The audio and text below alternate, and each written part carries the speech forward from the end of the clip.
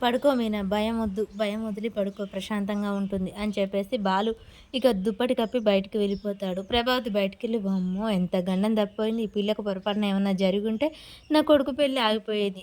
ఇంత ఉంది నా కొడుకు పెళ్లి ఆగిపోతే వామ్మో! అని చెప్పేసి ప్రభావతి అనుకుంటూ ఉంటుంది. ఇక బాలు మాత్రం బయటికి వెళ్ళి మీనా గురించి ఆలోచిస్తాడు. నాకు ఆ భయం పోలేదు మీనా. నువ్వు చచ్చిపోతావేమో అనుకున్నాను. నాకు ఇంకా ఆ భయం అలాగే ఉండిపోయింది అని చెప్పేసి మీనా నీళ్ళలో పడ్డప్పుడు విషయం అదంతా గుర్తు చేసుకుంటూ అలాగే ఆలోచిస్తూ ఉంటాడు. మీనా ఎందుకండి అలా భయపడుతున్నారు అని చెప్పేసి ఏడుస్తూ ఉంటుంది. అలా వాళ్ళిద్దరు కౌగిలించుకొని ఏడుస్తూ ఉంటారు. ఇక మళ్ళీ బాలు లోనికి వచ్చి మీనా దుప్పటి కప్పుతూ ఉండగానే మీనా లేస్తూ ఉంటుంది.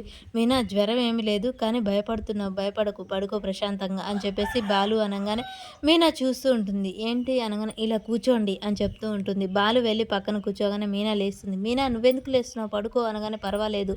మీరెందుకు ఏంటి మీనా కళ్ళల్లో నీళ్ళేంటి?" అనగానే "ఎందుకు ఏడుస్తున్నావు మీనా" అని చెప్పేసి అనగానే "మీరెందుకు ఏడ్చారు? నేను ఆ క్షణం నీళ్ళలో పడిపోయినప్పుడు మీరెందుకు అంత కంగారు పడ్డారు? మీరెందుకు అంత బాధపడ్డారు?" అని చెప్పేసి మీనా అడుగుతూ ఉంటుంది. "నీకేమన్నా అయితే నేను తట్టుకోలేను. నాకు దగ్గర వాళ్ళు దూరం అవుతే అది ఎంత బాధ ఉంటుందో అది నాకు తెలుసు. నా అన్నయ్యని కాపాడుకోలేకపోయినప్పుడు నేను ఎంత బాధపడ్డాను. ఇప్పుడు నువ్వు దూరం అయితే కూడా అంతే బాధ ఉండు. అంతే క్షణం ఏడుద్దును.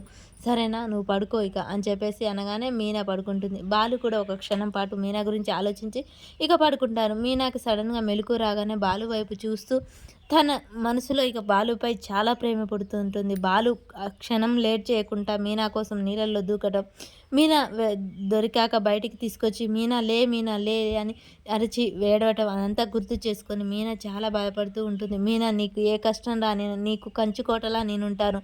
ఏ కష్టం వచ్చినా నన్ను దాటి నీ దాకా రావాలి. నేనుండగా నీకు ఏ కష్టం రాదు" అని చెప్పేసి బాలు ఎమోషన్‌గా ఏడుస్తూ ఉంటాడు. అది గుర్తు చేసుకొని మీనా చాలా సంతోషపడుతూ ఉంటుంది. నాకంటూ ఒక వ్యక్తి ఉంటే ఎంత బాగుంటుంది అని చెప్పేసి మీనా చాలా సంతోషపడి ఏడుస్తూ ఉంటుంది. అలా బాలు దగ్గరికి వెళ్ళి ప్రేమగా దగ్గర కూర్చొని "నేనంటే ఇష్టం లేనట్టు ఉంటావు. నేనంటే పడనట్టు ఉంటావు. కానీ నా మీద ఇంత ప్రేమ ఉందా? ఒక మనిషి ఏడుపుతోనే తన మీద ఉన్న ప్రేమేంటో బయటపడుతుంది. అలా నా కోసం నువ్వు ఏడవటం నాకు చాలా సంతోషంగా ఉంది" అని చెప్పేసి మొరటోడ. "నేనంటే ఇష్టం లేదంటూనే ఇంత ప్రేమ దాచుకుంటావా?" అని చెప్పేసి అలా తల నిమురుతూ ఉంటుంది. ఒక్కసారిగా బాలు ఉలిక్కిపడి ఏ అని అరుస్తూ ఉంటాడు. మీనా కూడా భయపడి మంచం ఎక్కి కూర్చుంటుంది. "ఏమైంది? వద్దు పో పో.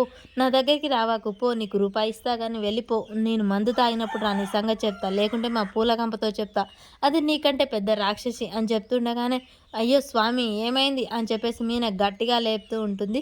వెళ్ళిపో" అని చెప్పేసి బాలు భయపడుతూ ఉంటారు. "నువ్వు మామూలుగా మాట్లాడితేనే అర్థం కాదు. ఏంటి ఈ తల, తోక లేకుండా ప్రశ్నలు" అని చెప్పేసి గట్టిగా మీన ఇలా నెట్టడంతో ఒక్కసారిగా భయపడి బాలు కూర్చుంటాడు. "ఏమైంది? అసలు ఎందుకు ఇలా మాట్లాడుతున్నావు? అసలు వెళ్ళేదెవరు? వచ్చేదెవరు?"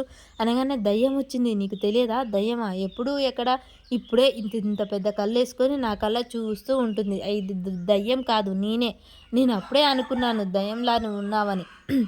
మీనా గిల్లడంతో మొగం అలా పట్టుకొని చూస్తూ ఉంటాడు. "ఏంటి అలా చూస్తున్నావు?" అనగానే "దయ్యం లక్షణాలు నీలో ఉన్నాయా? లేవా అని చూస్తున్నాను." "సరేలే నేనొక కోరిక కోరుతాను తీరుస్తావా? అదేంటో చెప్పు" అనగానే "నాకు ఇప్పుడు దోస తినాలని ఉంది" అనగానే మాట తిప్పడం, మడమ తిప్పడం మా వంశంలో లేనిది. కానీ ఇప్పుడు దోస ఎలా వస్తుంది? అనగానే "ఇందాక పెద్ద మాటలు చెప్పావు కదా దోస వేసిస్తానని. ఇప్పుడు మాట తిప్పడం, మడమ తిప్పడం లేదంటావా? నాకు దోస కావాలి" అనగానే "సరేలే పద దోసే కదా వేసిస్తాను" అని చెప్పేసి తీసుకెళ్తూ ఉంటాడు. "ఏంటి ఎక్కడికి వెళ్తున్నావు ఇప్పుడు?" అనగానే "హోటల్‌కి." "నీకు బ్రాందీ షాప్‌కే కాదు హోటల్‌కి వెళ్ళే అలవాటు కూడా ఉందా? లేకపోతే ఏంటి ఎటకారం? ఈ టైంలో హోటళ్ళుంటాయా? స్టార్ట్ చేసింది ఎవరు? నువ్వే కదా!" అనగానే "సరేలే ఇప్పుడు షీలా డార్లింగ్‌ని లేపి అడుగుదాం. అసలు నీకు ఇంటికొచ్చిన కాంచి ఎటకారం ఎక్కువయింది.